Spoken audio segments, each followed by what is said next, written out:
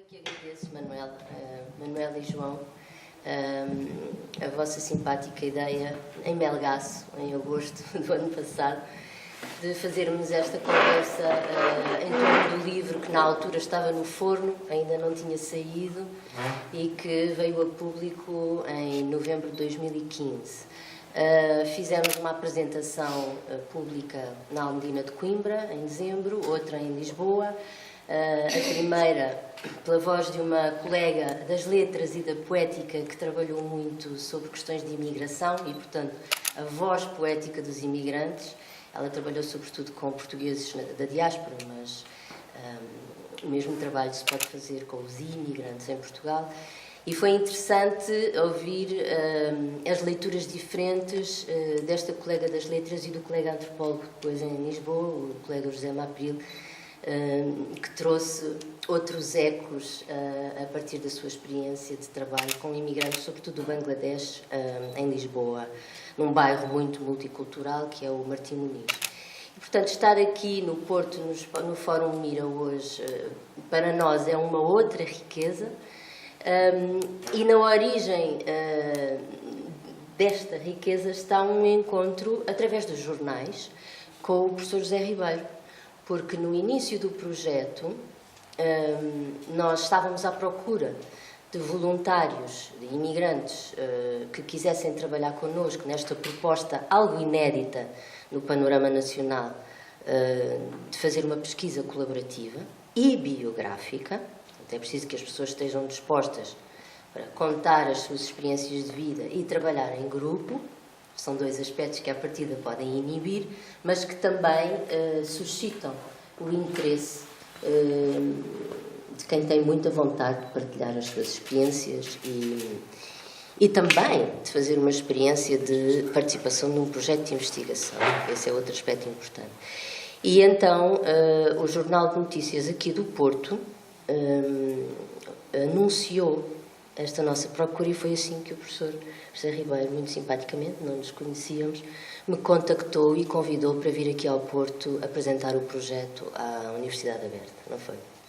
Desde aí temos estado em contacto, ele tornou-se consultor do projeto para as questões da antropologia visual, porque, como vocês verão no livro, este foi uma dimensão importante do nosso trabalho.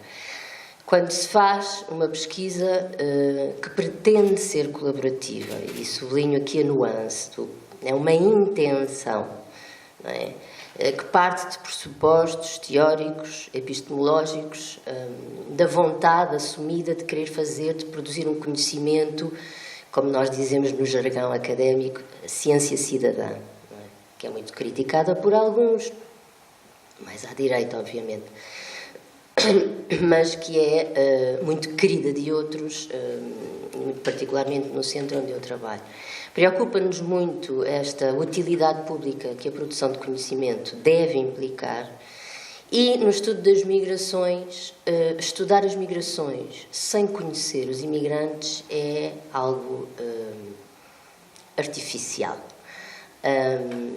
Aliás, a artificialidade dos métodos de investigação foi o que me levou, desde muito cedo na minha formação académica, às metodologias qualitativas. E, portanto, desde jovem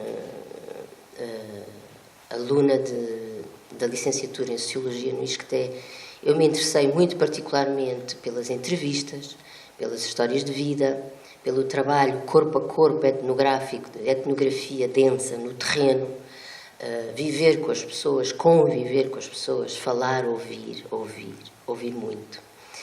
E também olhar, mas para olhar de uma forma que se possa traduzir num trabalho de análise científica, é preciso ter a técnica. E o professor José Ribeiro tem essa técnica, tem dedicado a sua carreira de docência e de investigação à antropologia visual e convidámo-lo para ser consultor do projeto e ele muito nos ajudou, também com o Giovanni Attili, um colega de Roma, que fez um documentário sobre imigrantes em Vancouver, When Strangers Become Neighbors, que até ganhou prémios, e que também nos ajudou muito a pensar como é que as metodologias audiovisuais, digamos assim, os suportes audiovisuais, podem contribuir para que o trabalho colaborativo seja mais efetivamente colaborativo. Quer dizer, há sempre a preocupação, quando se faz a investigação nas ciências sociais, de restituir aquilo que nós olhamos, analisamos, estudamos e damos a conhecer ao público. A questão da restituição é muitíssimo importante, é quase um imperativo ético e deontológico do nosso trabalho. E os métodos audiovisuais permitem uma restituição mais eficaz, porque nós podemos, ao longo do processo de investigação, neste caso foi um projeto de 3 anos e meio, trabalhar com os participantes do projeto, os voluntários, não é? Nós tivemos 21 voluntários de 12 nacionalidades diferentes, em Coimbra, ir visionando em conjunto as imagens, e nós captámos as imagens de todos os grupos de trabalho que realizámos. Este trabalho biográfico consistiu muito mais do que em entrevistas face a face, em rodas de histórias, oficinas biográficas, que são grupos de trabalho, um trabalho muito intensivo, que normalmente dura 3 dias, das 9 da manhã às 6 da tarde, normalmente ao fim de semana, porque as pessoas trabalham ou procuram trabalho ou têm filhos, a idade escolar, mas conseguimos, à partida queríamos fazer uma oficina e acabámos por fazer 5. Vocês vão ver que alguns dos capítulos do livro tratam de oficinas diferentes que nós realizámos, porque ao escutarmos o terreno foram surgindo temas relevantes, como o tema das religiões, o tema das mulheres, o tema da discriminação e racismo, o tema do alojamento estudantil, porque os nossos primeiros adeptos foram estudantes estrangeiros que têm o estatuto legal de imigrantes em Portugal e que se sentem também nessa condição de imigrante, de estrangeiro em Portugal, e um dos colegas da equipa, que é uma equipa interdisciplinar, não sei se o conhece, o Giovanni Allegretti, que é um arquiteto urbanista, mas especialista em orçamentos participativos, coordena um projeto sobre alojamento estudantil e achou que era muito interessante aplicar a metodologia das rodas de histórias de vida, das oficinas biográficas, para tratar essa questão em particular. E o capítulo dele visa muito as políticas públicas para a questão do alojamento estudantil. Como eu disse, esta foi uma equipa interdisciplinar. Eu sou da Antropologia Social, tinha acabado de chegar ao SES, o Centro de Estudos Sociais da Universidade de Coimbra, quando me candidatei a este projeto da FCT. Ninguém me conhecia, eu não conhecia ninguém, vinha de Lisboa, e foi por feeling que eu escolhi os meus colegas da equipa, por afinidades de temáticas. Quem é que tinha trabalhado sobre migrações numa perspectiva mais qualitativa, e foi assim que me lembrei de convidar a minha colega Clara Keating, que tinha querido vir hoje aqui. Ela foi também à apresentação em Lisboa, mas provavelmente foi a neve em Coimbra que não a permitiu vir. Eu própria hesitei, Manuela, confesso, com o mau tempo, o frio e esta constipação, mas é com imenso gosto que eu estou aqui e agradeço-vos imenso. A Clara Keating é sociolinguista, o Giovanni é de urbanismo, orçamentos participativos, temos uma outra sociolinguista, a Olga Solovova, Joana Sousa Ribeiro, socióloga, Carlos Nolasco, sociólogo, e a nossa bolseira era de História. Vinda de São Paulo, e escolhemos-la precisamente porque ela trabalhava no Museu da Pessoa. Não sei se vocês conhecem o Museu da Pessoa em São Paulo. E, portanto, fazia todo o sentido ter alguém que já tinha essa técnica, essa experiência de trabalho com narrativas biográficas, histórias de vida. Eu posso-vos dizer, no pouco tempo que temos aqui para falar de um projeto de 3 anos e meio, que este foi um trabalho extremamente gratificante para todas as pessoas envolvidas, até para os consultores, muito rico sob todos os pontos de vista, científico, cívico, comunicacional, de relações humanas e do ponto de vista também intercultural, porque, como imaginam, as oficinas foram muito heterogéneas, eram grupos muito heterogéneos, as pessoas não se conheciam à partida. Nós apresentámos, tanto nos anúncios de jornal que chegaram até ao Porto e Lisboa, como em anúncios espalhados pela cidade de Coimbra, em anúncios deixados nos comércios de Coimbra, em apresentações públicas do projeto, na Casa da Cultura, nomeadamente em Coimbra, em conversas com potenciais voluntários que vinham ter connosco ao SES. Fizemos várias sessões de informação sobre o projeto e assim conseguimos 21 voluntários de origens muito diferentes que se disponibilizaram a lançar-se nesta aventura científica connosco. E eu podia falar durante muito tempo sobre o que é uma oficina biográfica, como é que se processa esse trabalho de grupo, quais são as características, o protocolo, a organização do tempo, mas penso que aqui não tenho tempo para vos falar desse trabalho tão elástico com o tempo condensado das oficinas biográficas. É um trabalho de aprendizagem mútua, onde as reciprocidades assimétricas se tornam uma mais-valia, porque todas as pessoas são diferentes, todos os participantes da roda têm um sotaque diferente, uma origem diferente, uma cultura diferente, muitos com religiões diferentes, e o trabalho acontece. E não só acontece, como flui, como se multiplica e como enriquece todos os participantes. É um trabalho muito formador, muito transformador e, de forma muito evidente, com uma dimensão coletiva, a partir dos relatos biográficos. E foi isso que nos interessou, foi isso que nos motivou, é isso que me motiva a mim, particularmente, para fazer pesquisa biográfica, é a dimensão biopolítica das experiências de vida, sobretudo junto de uma população como é a população migrante, seja ela qual for, portuguesa em New Jersey, portuguesa em Paris ou imigrantes em Portugal. A experiência migratória é uma experiência que traduz em relatos individuais questões políticas muito evidentes, como nós estamos a viver nos nossos dias, não é? Políticas e de direitos humanos, questões políticas radicais, eu diria. O que se está a passar em Calais, na chamada jungle, o que se passa há anos e anos no Mediterrâneo, no Mar Egeu, etc, etc. Portanto, são questões muito agudas do ponto de vista político, que a pesquisa biográfica acede de uma forma muito fina, mas profunda, precisamente porque permite esse espaço para a voz e o espaço para a escuta. Uma escuta que normalmente não é exercida no dia-a-dia das nossas vidas, na rapidez, não é? Das nossas sociedades complexas, contemporâneas. Não há tempo de escuta, não há tempo sequer do interesse pelo outro. É interessante verificar, por exemplo, nas apresentações do livro, que é um livro, como a Manuela referiu, trata de uma questão que poderia interessar, nomeadamente, as políticas públicas, não é? Não atrai a atenção.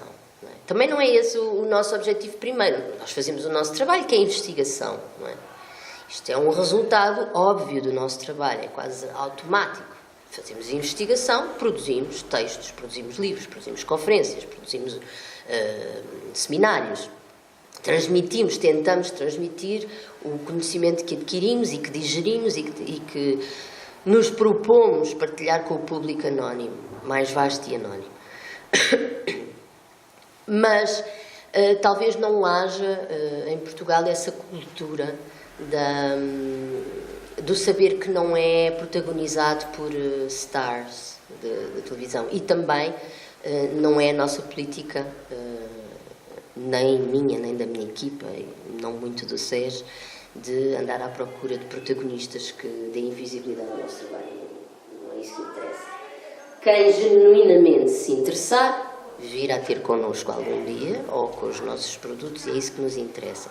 Eu acredito, se me perguntarem, que este é um trabalho útil, sempre tivemos essa preocupação desde o início, por isso mesmo também não nos quisemos confinar num olhar disciplinar, ou exclusivo de uma só disciplina, abrir o diálogo o mais possível a outros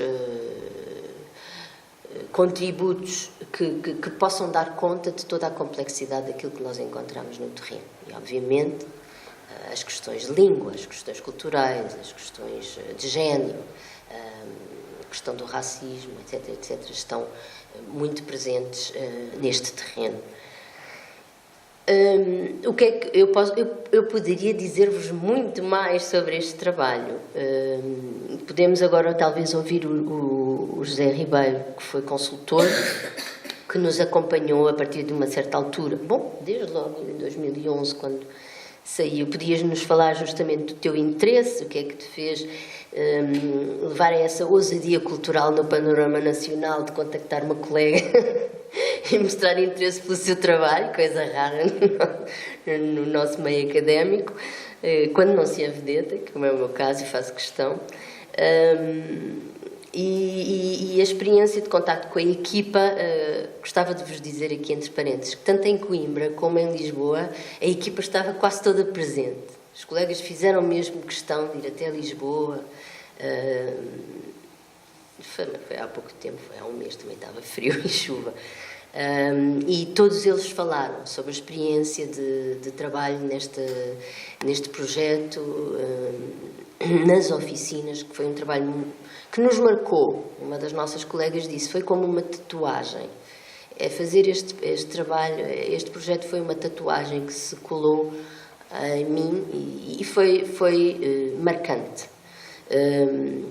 E ficaram relações para a vida com os voluntários. Vocês podem ver as fotografias no livro e podem vê-los também no Facebook, a Manuela publicou. E para eles também foi extremamente gratificante a participação no projeto e estão-me sempre a pedir mais. Quando é que fazemos mais? Fizemos também entrevistas de balanço, que estão filmadas e havemos de as mostrar no filme documentário que está a ser preparado. E, portanto, foi muito edificante, tanto do ponto de vista científico como do ponto de vista humano, repito. Foi um trabalho de emoções, muito que nos tocou a nossa humanidade. E se há contributo também que a pesquisa biográfica pode trazer ao trabalho de investigação, é tocar nessa fibra humana, não é, das questões sociais, que criam maior empatia entre pessoas diferentes. E, portanto, é mais fácil conseguir aprender algo de novo quando na nossa diferença nos sentimos tocados emocionalmente, para poder acolher algo que pode ser radicalmente diferente daquilo que nós conhecemos ou sabemos ou pensamos. Então, José, talvez seja interessante tu nos ofereceres a tua experiência de trabalho com esta equipa que tu conheceste-os todos, e eu com outros consultores do projeto. Tiveste na nossa conferência final em janeiro de 2014 em Coimbra. O que é que nos podes dizer? Pois eu, em primeiro lugar, queria agradecer as palavras da Manuela e ao Manuel e ao João a disponibilidade da casa para conversarmos sobre este projeto. E a segunda palavra era para... a segunda, porque depois ainda vai haver outras, não é? A segunda palavra é para a Elsa dizer que este projeto, no meu ponto de vista, é um projeto corajoso e ousado. E que dificilmente, no meu ponto de vista, é difícil encontrar uma instituição académica que seja capaz de o receber e de o apoiar, não é? Portanto, eu fico admirado pelo FCT o ter apoiado, não é? Mas ainda tenho algumas dúvidas, não é? Mas penso que não haveria uma universidade que desse apoio a este projeto. Portanto, provavelmente este projeto é também um projeto com a marca do SES, não é? Portanto, do Centro de Estudos Sociais. E, portanto, é, de certa maneira, um lugar onde, eventualmente, este projeto se poderia desenvolver. Provavelmente noutras universidades e, no caso concreto, na minha, não seria possível desenvolver este projeto. A terceira questão que eu queria pôr é que realmente esta conversa é uma conversa que dá continuidade a que nós andamos a fazer à segunda-feira, não é? Portanto, nós andamos em torno deste problema e em torno de encontrarmos um caminho para desenvolvermos uma pesquisa desta natureza. Porque é que outras universidades, nomeadamente a Universidade Aberta, não teria capacidade de fazer este projeto, porque normalmente as ciências sociais na universidade são quase sempre de natureza quantitativa, portanto, e é aquilo que normalmente a FCT valoriza, e os trabalhos qualitativos não são nunca muito participados. Não é? Sim. E, portanto, mas mesmo que sejam metodologias qualitativas, elas não são colaborativas e muito menos participadas, não é? Portanto, é muito difícil. Eu vinha da antropologia visual, encorajado pelo Jean Rouch, pelo Piot, por outras pessoas que me tinham ensinado algumas coisas na antropologia visual. E quando fui para a Cova da Moura, porque o meu trabalho de campo para a tese de doutoramento foi na Cova da Moura, tinha a intenção de fazer um trabalho de pesquisa participativa, não é? O problema é que não era possível, naquela altura, fazer aquele trabalho. E havia outro problema, que é o facto das lideranças das associações locais, que tinham em relação à população uma relação de domínio. E eu passo já para outra questão que me parece importante nestas. Portanto, embora aquilo fosse uma associação, que no fim era uma prestadora de serviços, era uma empresa que prestava serviços, não é? Portanto, não era muito mais que isso, não é? O Moinho da Juventude, não é? Sim, ok. Sim. Sobretudo acompanhamento dos jovens, das mães, creche. Eu ponho sempre a ideia, a questão se numa empresa não faria isso de uma forma mais eficiente e mais económica, não é? Mas a questão era esta, tinha inclusivamente uma liderança que tinha sido condecorada pelo Presidente da República, portanto tinha um prestígio, uma aura que tornava apetecível as televisões fazerem folclore daquilo que são os métodos participativos.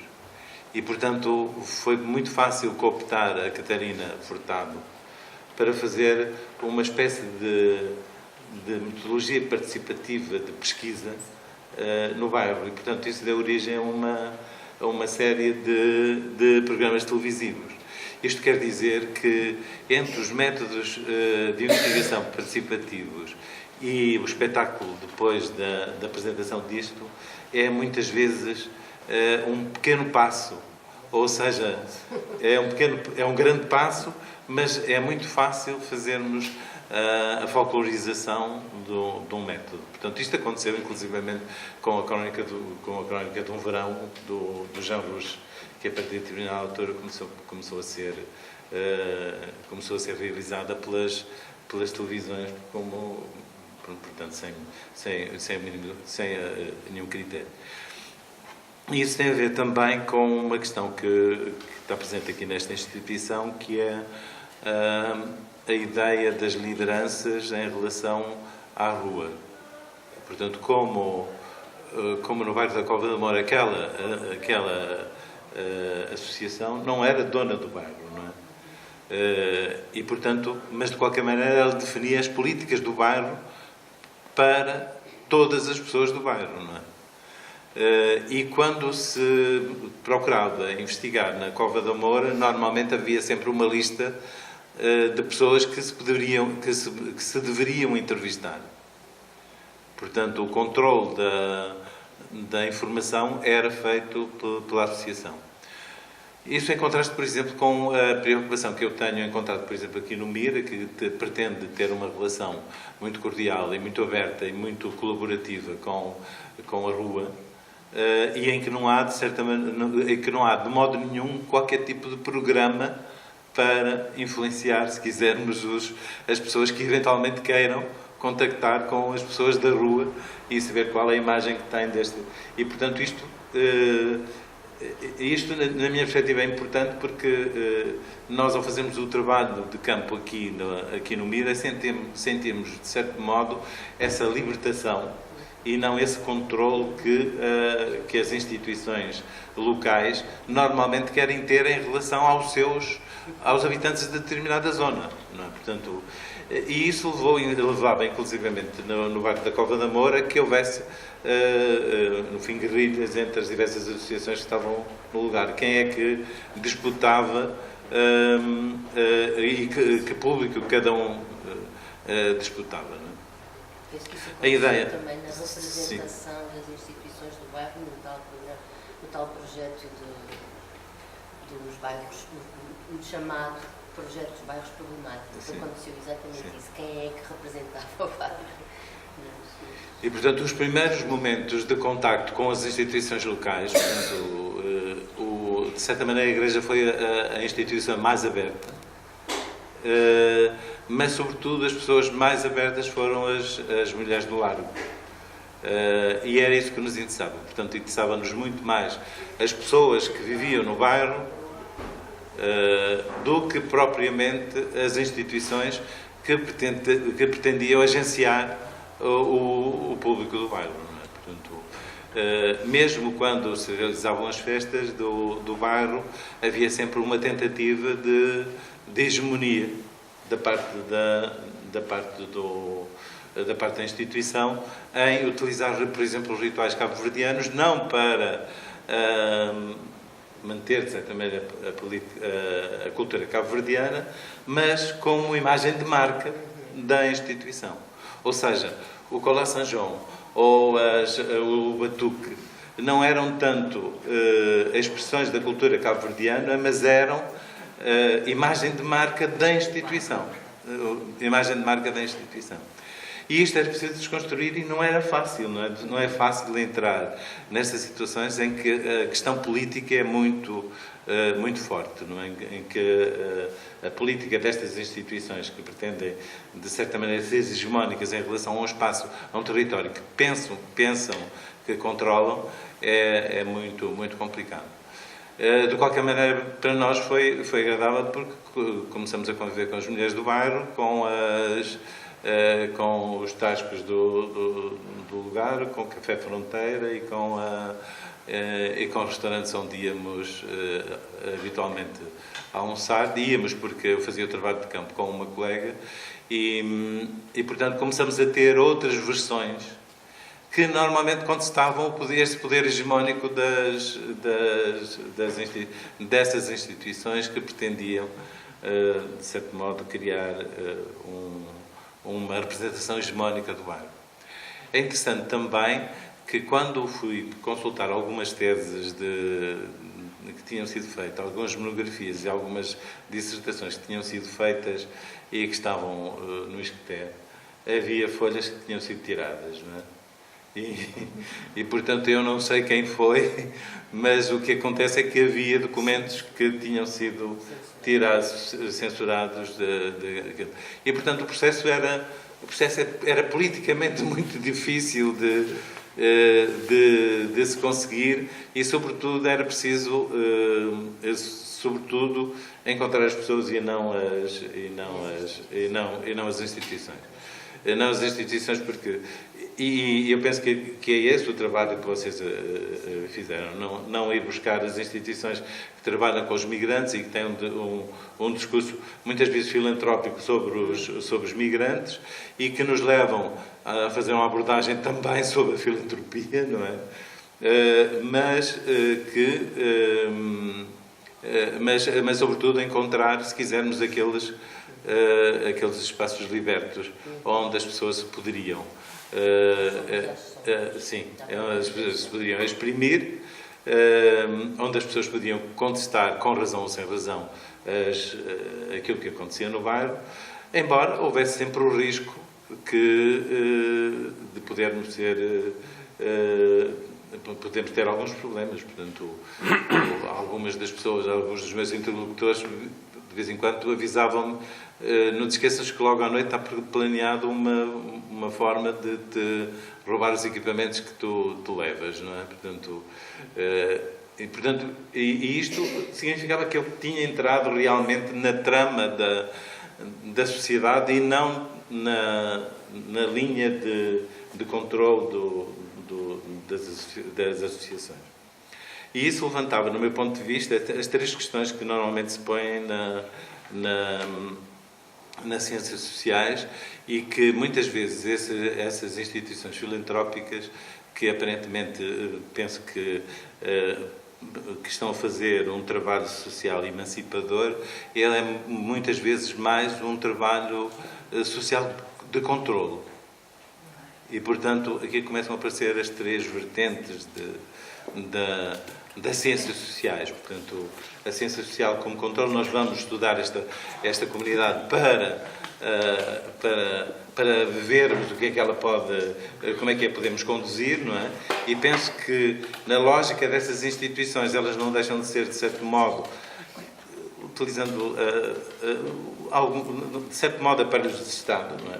Até porque são subsidiadas pelo Estado e, portanto, acabam por funcionar como aparelhos repetidores dos processos de integração defendidos pelos altos comissários de tudo e mais alguma coisa, não é?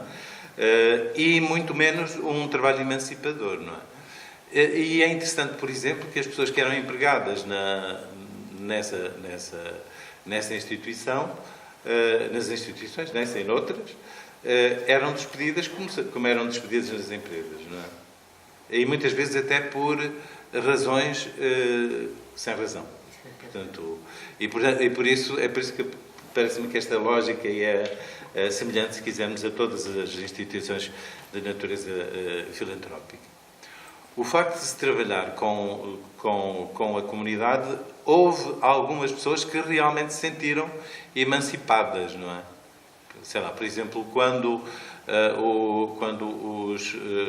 as crianças eram expulsas da escola e os pais nos pediam para nós tentarmos outra escola, não é? Portanto, e aqui o trabalho do investigador começava a ter sentido, que era útil. Como provavelmente no vosso trabalho, as pessoas se sentiam estimuladas e empoderadas e pelas muitas coisas que o livro afirma, que começaram a ter conhecimento, embora vivessem aqui há muito tempo, eles começaram a partir desta metodologia e destas conversas, começaram a conhecer a sociedade portuguesa. Porque até aí não conheciam, viam-na, mas não na conheciam. Não entravam para dentro dela, não conheciam os discursos, as vozes de outras pessoas que estavam em situação semelhante e que o facto de cruzarem informação lhes davam a possibilidade de entender a sociedade em que estavam. Mas este projeto é ousado porque também foi capaz de trazer para cá algumas outras iniciativas que deram mais um passo, e eu penso que a Elsa, por aquilo que temos falado, está também nessa, de dar mais um passo nesta metodologia, que é a questão que o Atílio e a Sandra colocavam, não é? Portanto, como é que a partir de uma ciências sociais emancipadoras nós podemos partir para uma ciências sociais transformadoras, ou seja, como é que o planeamento urbano se pode começar a trabalhar a partir do contributo destas pessoas, portanto, das histórias de vida destas pessoas, como é que se podem resolver os problemas da habitação social, como é que se podem resolver muitas outras questões, mas muitas outras questões de forma participativa, não é? Portanto, em que essas pessoas são agentes reais de transformação do seu mundo. E penso que esse é também um dos objetivos deste trabalho. Portanto, esta junção de coisas na universidade foi, na minha perspectiva, muito estimulante. Primeiro pelo próprio desenho do projeto e pela metodologia que foi utilizada e que é estimulante e que penso que é uma questão a prosseguir. Por outro lado, porque trouxe uma série de interlocutores exteriores que trouxeram algumas perspectivas mais abertas de continuidade, Muitas vezes procuram-se pessoas que estejam afetas à nossa ideologia e basta, não é? E neste caso concreto, a Elsa trouxe outras pessoas que abriam outros caminhos. E esses caminhos na minha perspectiva, foram abertos. E depois o convívio com aquelas pessoas que participaram nas oficinas, desde uma senhora que eu não sei o nome, negra, que me fez reiki, não é? Sim, até muitas outras pessoas com quem o convívio com elas foi extraordinariamente agradável. No caso dela, deixa-me só fazer uma expressão, é Jorei que ela te fez, porque ela Jorei, sim, era Jorei. Era Jorei, sim, não era Reiki. Mas deve ser auxiliar. Como é o nome? Qual é o nome? Jorei, é da Igreja Messiânica. Sim. Aplicam Jorei, que é uma coisa semelhante ao Reiki, não é? A transmissão de energia pelas mãos. Aplicou-te Jorei. Sim. A outra questão que eu achei interessantíssima no projeto e que é uma questão que também, segundo apresentaste, não estava prevista no projeto, no fim, que é o Centro Comercial Avenida. Sim. Portanto, como é que o Centro Comercial Avenida entra nas histórias de vida, não é? E como é que os investigadores vão para o Centro Comercial Avenida fotografarem o espaço, não é? Com os participantes e com os alunos. Exatamente, portanto, com os alunos da universidade, com os participantes no projeto e depois uma crítica feroz às fotografias apresentadas por um professor de fotografia da universidade, não é? Portanto, o que me pareceu muito interessante e um bocado semelhante àquilo que nós temos desenvolvido aqui nesta Sim, mas críticas ferozes em relação às fotografias, aos enquadramentos, a muitas coisas, não é? Portanto, de qualquer maneira, é um trabalho honesto da parte do professor que vai ali não fazer festas ao projeto, não é? Mas fazer críticas duras também às coisas que aquilo que ele achava que poderia ser melhorado. Se me permitem, que aconteceu foi que nas rodas, nomeadamente na segunda roda de histórias, que eram grupos diferentes, o tema deste centro comercial surgiu, vários participantes falavam do Centro Comercial Avenida, e nós começámos a ficar atentos, mas porquê o Centro Comercial Avenida? Que é um centro comercial na Sá da Bandeira, que é uma veia central da cidade de Coimbra, que vai até à Praça da República, que foi muito importante nos anos 80, foi dos primeiros centros comerciais, e que hoje está praticamente abandonado, é um espaço fantasmagórico, com muitas lojas fechadas, e as lojas que estão abertas é um espaço descapitalizado, não é? E, portanto, que passou a ser usado por serviços ou por migrantes, por exemplo, a loja dos incensos indianos, ou o café dos bangladeshis, ou o cabeleireiro afro, e um gabinete de apoio jurídico a imigrantes. E a venda dos telemóveis, etc. E, portanto, nós percebemos que aquilo era um espaço da cidade. Isso também foi um dos resultados do projeto muito interessante foi juntar a universidade à cidade e a cidade à universidade numa cidade universitária, onde esse divórcio é muito evidente, até do ponto de vista topográfico, porque a universidade está lá no alto das escadas monumentais e a cidade está cá em baixo, e portanto o espaço urbano não é percorrido pelas mesmas pessoas na Alta e na Baixa de Coimbra. A Baixa de Coimbra é a zona mais pobre da cidade, não estamos a falar dos arredores, não é? Dos bairros onde está a mesquita, por exemplo, na Petanil. Mas descobrimos que há uma mesquita em Coimbra. Mas há esse divórcio topográfico e sociológico e o espaço urbano veio para o projeto através dos relatos dos imigrantes, não é? De uma forma aleatória. Então, constituiu-se como tema de análise, nessa escultura, não é, temática que as oficinas biográficas permitem fazer, e organizámos com os nossos colegas arquitetos. O SES é um centro muito interdisciplinar e tem um núcleo com bastantes arquitetos, aliás, alguns deles são aqui do Porto, o Paulo Providência, o Gonçalo Canto Muniz, etc., são colegas nossos, e eles gostaram desta nossa ideia de fazermos um curso, no âmbito do projeto, um curso de formação sobre a Avenida, porque, não por acaso, também eles estavam com um projeto com os alunos sobre a Avenida.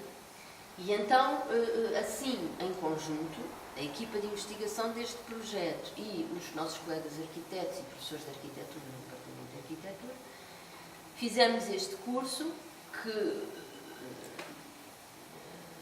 conquistou o interesse e a atenção de alunos de várias disciplinas, tanto das ciências sociais como da arquitetura, e juntos fizemos aquilo que tecnicamente se chama um safari fotográfico, com o professor José Maçãs de Carvalho. E eu, por acaso, não tenho a mesma percepção que o Zé Ribeiro, ou daquilo que eu percebi que tu disseste, do que aconteceu com o José Maçãs de Carvalho. Eu acho que foi muito rico e lembro-me dele gostar de... Olha, por exemplo, da Socorro, que vocês devem ter visto nas imagens que a Manuela publicou no Facebook. É uma das nossas participantes, brasileira, que desenha muitíssimo bem, que tem... Ela é uma artista, e que se interessa muito por fotografia de uma forma amadora, nem sequer acredita nos seus dons artísticos, e o José Maçãs de Carvalho adorou as fotografias da Socorro, adorou. Portanto, para ela este projeto foi assim uma coisa importantíssima na vida dela, importantíssima. E quem nos dera a nós, a equipa de investigação, temos mais meios para lhes dar mais oportunidades de colaborarem connosco e de juntar estes mundos separados à partida, não é? Nós somos os amigos improváveis, como o filme francês, e juntarmos mundos através desta pesquisa colaborativa.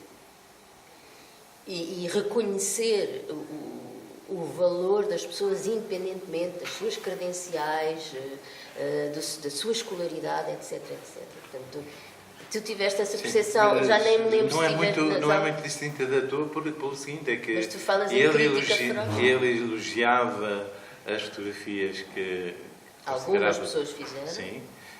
E fazia uma crítica muito certeira. Outro, quer dizer, um trabalho, aquilo que eu disse também, um trabalho honesto de alguém que vê e que vê bem, portanto, que está habituado a ver, que compara, e que, não é que contextualiza. Sim, exatamente. Mas isso é exatamente. Portanto, juntava com certeza o apoio a fotografias que ele considerava boas, não é? Chamava a atenção para pequenos pormenores, mas fazia também críticas duras, portanto, aquilo que eram coisas sem sentido, não é? Portanto, que também aconteciam, não é? Portanto, e isto no ponto de vista de um professor de fotografia, não é? Porque aquelas fotografias até poderiam ter valor documental, não é? Mas estávamos a discutir o valor técnico da fotografia num contexto de um fotógrafo profissional. Essa questão da ligação entre a arquitetura e estes projetos, penso que foi extremamente interessante, não é? Portanto, eu não sei exatamente como é que agora está o Avenida, não é? Mas aquilo parecia um bocado a miniatura do Martim Muniz. E o Martim Muniz criou, de certa maneira, um mundo. Foi. Criou um mundo. Mas há muito mais imigrantes em Lisboa do que em Coimbra. E um mundo que não é necessariamente um mundo desprezível, não é? Portanto, não, é uma outra forma de viver a cidade. Sim. E de viver uma cidade multicultural, com múltiplos odores, inclusivamente porque aquela zona é uma zona muito rica em cheiros, em restaurantes de múltiplas etnias e por aí fora. Não é? E, portanto, eu acho que este projeto foi, para mim, um desafio muito interessante pelo projeto propriamente dito, pelas aberturas que abriu para novas pistas de investigação. Eu volto a insistir que é difícil encontrar em Portugal pessoas que estejam sensibilizadas a isto. Por exemplo, nós apresentamos 2 mesas de trabalho sobre metodologias audiovisuais participativas, uma em Montevideo e outra agora na APA, não é? E a de Montevideo teve cerca de 30 sim, e nenhum português, não é? Portanto, nenhum havia só o da Manuela e o do João. E o da APA são quase todos brasileiros, espanhóis e ingleses, não é? Franceses, há um francês. Mas sabes que... E não são 30, são 12 ou assim uma coisa, não é? E, portanto, não há uma sensibilidade ainda às questões das metodologias audiovisuais, das metodologias participativas, não é? Sim, não há. Portanto, a ideia é... Eu não conheço outro trabalho... E era interessante perceber o que é que está por trás disto. É falta de tradição, não é? Não, eu penso que não é só isso. É a questão de como é que se posiciona o investigador. Participativo, claro. Sim, porque Mas o que me levou... o investigador considera-se ele o capaz de produzir conhecimento. Eu penso que tem que ver com o facto da pesquisa biográfica, que é o campo de trabalho onde eu me movo há 20 anos, ser eminentemente interdisciplinar e que, como tu disseste, é muito natural para mim ir à procura do diálogo na diferença. Enquanto que a maior parte dos investigadores tem uma cultura muito disciplinar e mesmo uma angústia disciplinar. Como é que eu faço quando não faço a antropologia ou a etnografia clássica? Como é que eu faço quando eu não faço a sociologia que aprendi na faculdade? Como é que eu faço quando eu não faço só psicologia clínica ou só psicossociologia? E, portanto, há esta angústia que eu tenho uma identidade disciplinar kamikaze que me permite esse diálogo, mas em contrapartida também não atrai público. Não é novidade nenhuma para mim. Não atrai, porque toca aqui, toca ali, mas é mais uma questão de sensibilidade do que de identidade disciplinar. Não é? E as pessoas angustiam-se quando não têm essa âncora, não é mas na sociologia temos que citar estes autores, não podemos citar aqueles. Não, na antropologia convém não esquecer este enquadramento teórico e dar espaço àquele. E eu não tenho essa preocupação.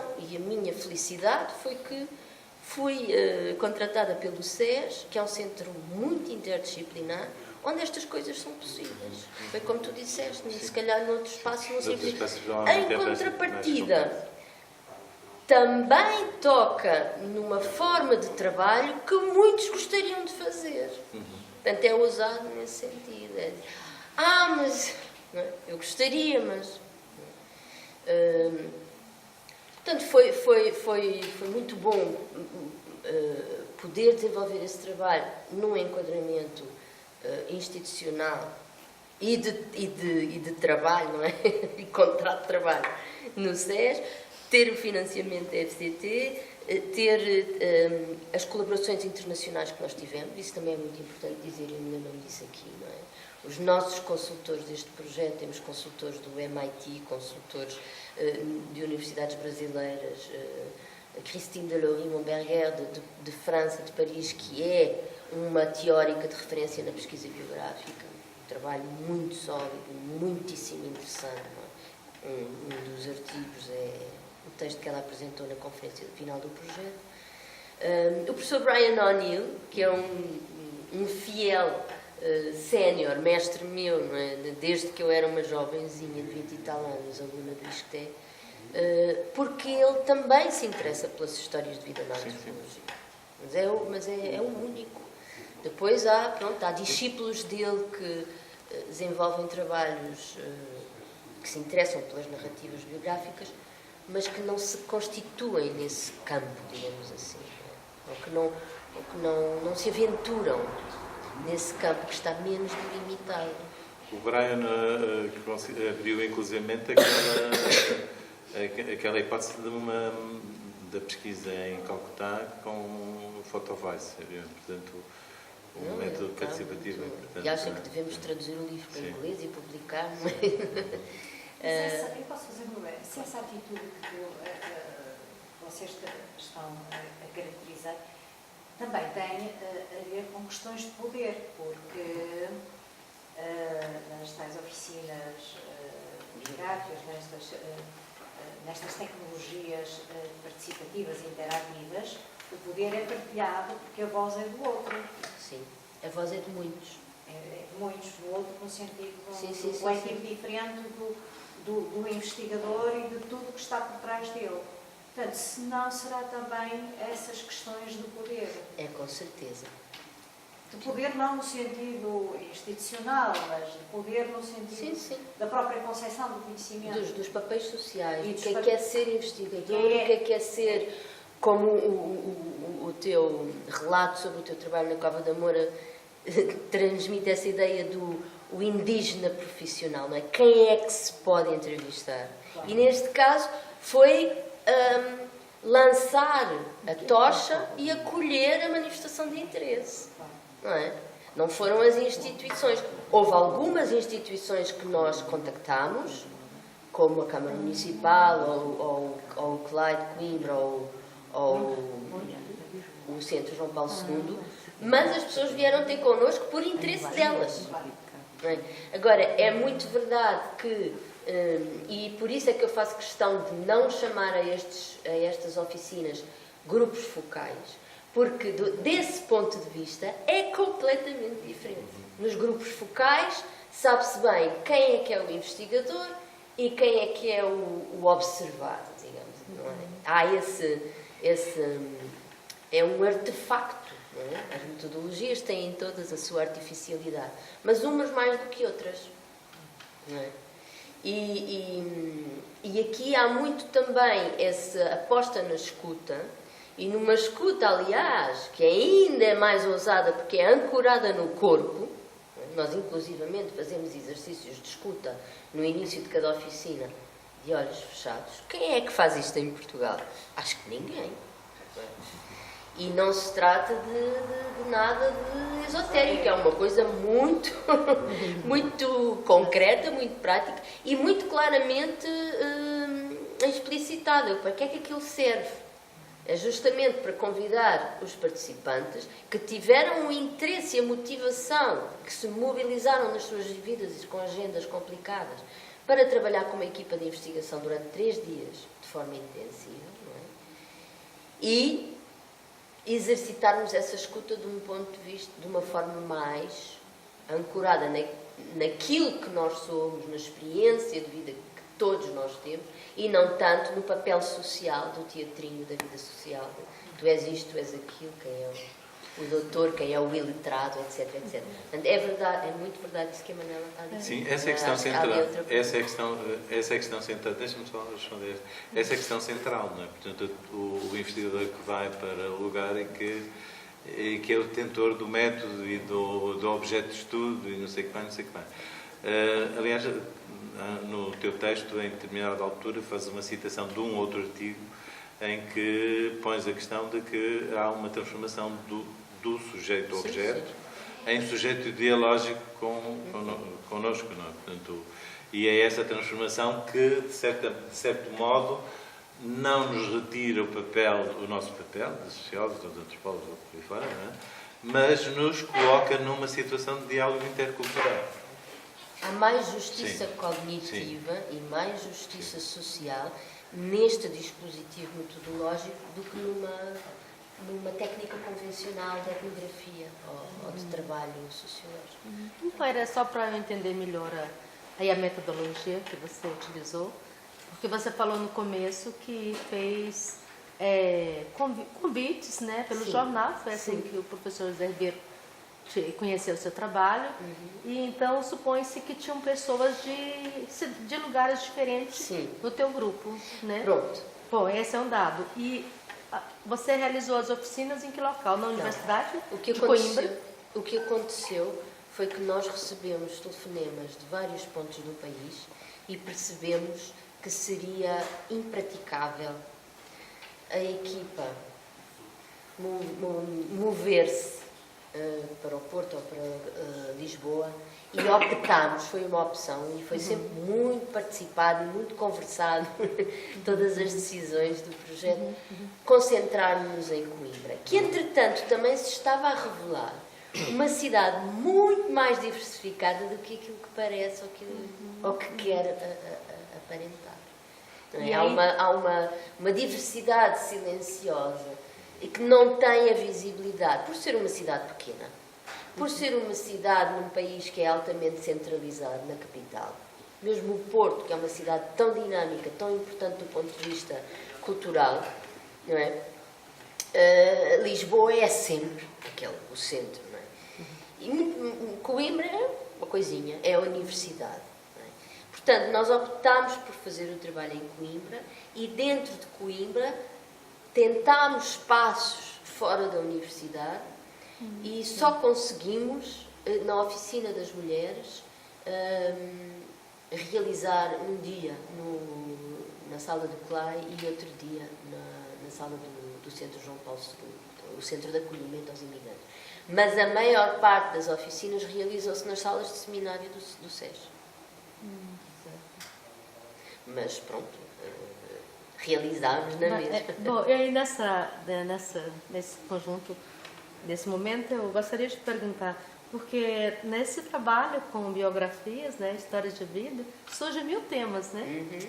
Você tem um projeto, você tem uma proposta, você tem um objeto. Sim. Você vai dizer no seu projeto o que, que você quer estudar. Sim. Né? E vem para você uma enxurrada de temas, de questões. E daí, como é que você fez para fazer essa seleção? Isso foi bem difícil, né? Porque cada tema foi interessante, você conseguiu... Você teve que fazer uma seleção? Não, na verdade foi muito fácil.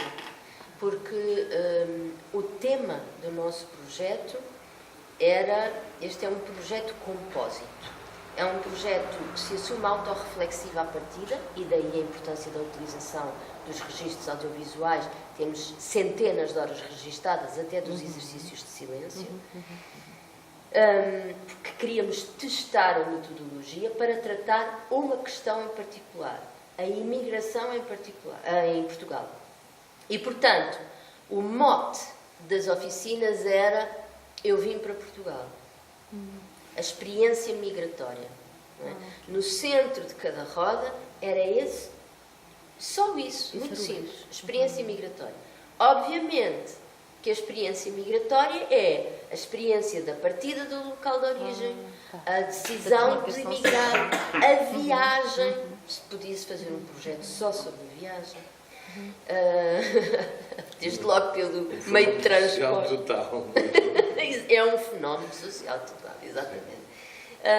A chegada, as questões legais e de estatuto, as questões do trabalho, as questões familiares, as questões da saúde, as questões do alojamento, a questão do racismo, a questão da discriminação. Entra tudo. Por isso é que nós partíamos da intenção de fazer as oficinas sobre a experiência migratória para tratar as narrativas e acabámos por fazer várias oficinas temáticas. E vocês vão ver que na segunda parte do livro, justamente, tivemos que fazer essa divisão temática. Porque apareceram muito claramente, não foi nada difícil, muito claramente, evidenciaram-se temas, como a questão do espaço urbano, como a questão das mulheres, a questão das religiões também, não à partida.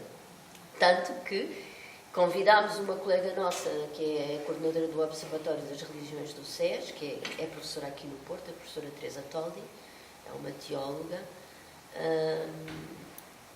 que participou na Oficina das Religiões connosco e produziu um dos textos que eu vos aconselho a ler. Vão gostar muito do texto dela. Porque é tão importante a questão religiosa e a questão das igrejas, que ainda é outra, diferente da religiosa ou espiritual, ainda é outra, justamente institucional, etc. Que sentimos necessidade de dialogar com ela e ela participou e foi muitíssimo rico o diálogo com esta nossa colega teóloga. Mas foi fácil, digamos que, de certa maneira, o decurso, o processo de investigação foi muito coerente, não é, com os nossos pressupostos de partida teóricos e epistemológicos e foi consequente, digamos assim, porque verificámos como este trabalho da auscultação do terreno, o trabalho da escuta, da história do outro, o trabalho de análise das narrativas é como uma escultura, não é?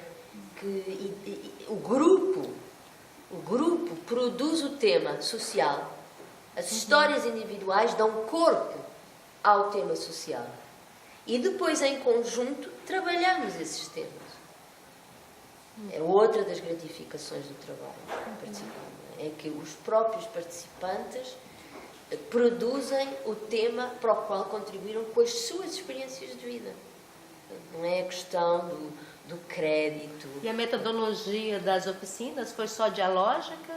Porque você falou que não foi na forma de grupo focal, né? Não foi. Você gravou, foi dialógico? Gravámos tudo. Teve escritas, teve nos grupos em que todos sabiam escrever, produziam-se textos autobiográficos. Muito interessante, porque a partir do mesmo modo, eu vim para Portugal, todos começaram com a mesma frase, os resultados são muito diversificados, muito interessante. E depois passa-se à leitura no grupo, e depois passa-se às ressonâncias. A questão da ressonância é extremamente importante neste método, tanto que um dos participantes da última oficina, foi a oficina do Juventude Estudantil, chamou-lhe o método das ressonâncias.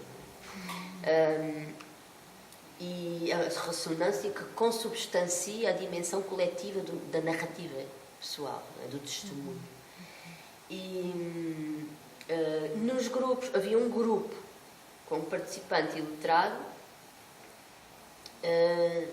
os relatos foram só orais, exclusivamente orais, mas igualmente interessantes.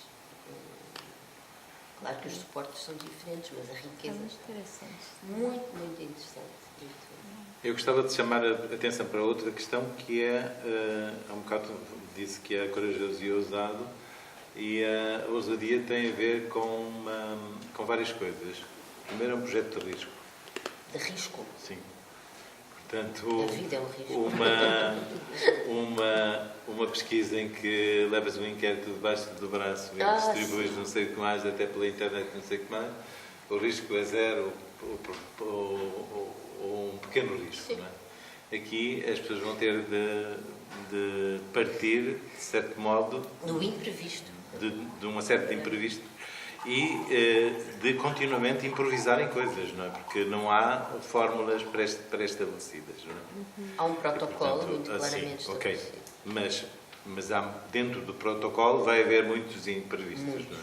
E eles aparecem inclusivamente na escolha das aulas. Não é? Portanto, por exemplo. Mas aparecem muitos, se lerem um livro, aparecem muitos. A outra questão é que o projeto torna-se mais complexo ainda, porque é preciso uma equipa técnica. e uma equipa técnica que não tem prática de fazer este trabalho. É verdade. Sim. E, portanto, é outro risco acrescentado a este. Não é? Portanto, se houvesse uma equipa técnica preparada para isto e trabalhada e coordenada com a coordenação do projeto, aliás, isso foi uma conversa que depois, na altura, tivemos, portanto, isto permitiria, inclusivamente, dar outros passos significativos em frente. Não é? Portanto, mas é isso, quer dizer, e isto voltamos à questão inicial, portanto, não há práticas desenvolvidas por cá, não é? Não há. Portanto, há aquele lugar onde foi possível desenvolver isto até aqui, mas sempre com esta dificuldade dos riscos que isto possa trazer, das questões técnicas que possam vir decorrente das tecnologias que se utilizam, por aí fora. Portanto, uma quantidade de elementos que não é fácil, que não é assim tão fácil, não é assim tão fácil controlar, não é assim? Mas aí é que está o interesse, em não controlar. E, de certa maneira, até é mais honesto, como tu já repetiste várias vezes essa palavra, mais honesto. Independentemente do nosso olhar disciplinar ou mesmo técnico que formata o nosso dito objeto de estudo, quando nós assumimos que estamos a trabalhar com sujeitos e sujeitos de diálogo, não é? Apesar de todas as diferenças e reconhecendo as diferenças de estatuto, de saber, etc., etc., até de competências linguísticas, se sabe escrever, se não sabe escrever, como é que fala português? Sente-se à vontade? Não se sente à vontade? Como é que trabalhamos isso? A verdade é que aceitaram o nosso desafio. Isso é que é o interesse. Agora, é preciso estar à vontade com esse não controle, com a imprevisibilidade, mas também é aí que se pode fazer um trabalho mais criativo e menos artificial. Não é? Eu referia-me sobretudo, por exemplo, a escolha de meios para captar o som em melhores condições. Estás a perceber, portanto, que é outro elemento que entra também na complexidade da gestão de um projeto desta natureza. Podíamos ter tirado mais partido, foi mais no intuito do arquivo, do registro, que nós fizemos as gravações, é verdade. Mas agora, com o desafio do filme, estamos a perceber que, olha, se tivesse sido à partida, a partir de agora já sabemos que em qualquer projeto vai ter que estar alguém competente na matéria, não é? Mas também não era esse o objetivo. Isso era auxílio. Como? Não, é que nós estamos fazendo curso aí com o professor e eu falo que na etnografia o olhar tem que ser do pesquisador, não dá para levar o técnico. Pois. Mas tem esta coisa interessante, que é cada vez mais isso, até com a acessibilidade da Só se o pesquisador fizer isso aqui, ó. E que é o facto de agora estar a ser feito um filme, percebe-se que se a captação tivesse sido tecnicamente melhor, há mais possibilidades, mais produtos. Sim. E eu, por acaso, acho que é uma preocupação que agora começa a aparecer, até pela própria valorização do documentário. Isto depois está tudo também ligado, não é? Esta valorização que há agora do registro documentário, do registro visual, com alguma preocupação, não prejudicando a pesquisa, nem pensar, mas basta colocar-se a coisa num outro ângulo para tudo ser diferente. Acho que é uma boa aquisição. Muito boa. E uma das conclusões deste trabalho que está no livro é essa mais-valia, não é, que a técnica traz à ética e à estética do trabalho. E a coerência teórica, não é? A coerência que ela traz em relação à proposta de trabalho participativo e autorreflexivo. Há uma questão de coerência com a técnica, então se a técnica for mais aprimorada, melhor. Há uma outra questão que é... Só dizer-vos uma coisa, que nós vamos ter que acabar porque vem um grupo que já se está a montar. Mas só um minuto. É que estas coisas não são atrasadas em relação àquilo que acontece noutros países. A Associação Americana de Antropologia só em 2001 é que fez uma primeira recomendação de integração dos meios audiovisuais nas pesquisas em antropologia. E só em 2015 é que faz, 2015 não vai assim há muito tempo, não é? E só em 2015 é que fez o relatório mais completo de quais as condições para a avaliação do processo de seleção da natureza. E, portanto, é para vermos que isto não é alguma coisa que nós estamos a fazer como eco de alguma coisa que se começou a fazer noutros países há muito tempo. E a Associação Americana é a mais avançada nesse aspecto? A Associação Americana de Antropologia normalmente é aquela que... É a maior. Sim, é a maior. São milhares de antropólogos, os congressos do AAA, como se chama, são um hotel Hilton inteiro. E tem tido, ao longo da história, por exemplo, não sei se vocês sabem, mas já que estamos num momento histórico em que a questão dos direitos humanos está tão ameaçada, em 57, quando as Nações Unidas estavam a preparar a Declaração Universal dos Direitos Humanos, consultaram o Board of Directors do AAA, da Associação Americana de Antropologia, que fez um relatório. Primeiro, consultarem já é significativo, não é? O que é que os antropólogos têm a dizer sobre direitos e cultura, por exemplo. Não é? E depois, aquela dissonância entre quem faz as leis e quem pensa a cultura. Leiam sobre isso, que é muito, muito esclarecedor. E hoje, pensar a questão dos direitos humanos nessa equação dificílima que as migrações trazem no nosso horizonte de análise, não é? E da vida, a questão cultural, a questão do véu, por exemplo, a questão Portanto, sim, é uma associação importante, tem sido uma associação muito importante, que tem produzido documentos muito importantes sobre o que é ser-se antropólogo e fazer-se antropologia e o contributo da antropologia para a sociedade, ao longo do tempo. Vamos lá, então. Muito obrigada. Parabéns.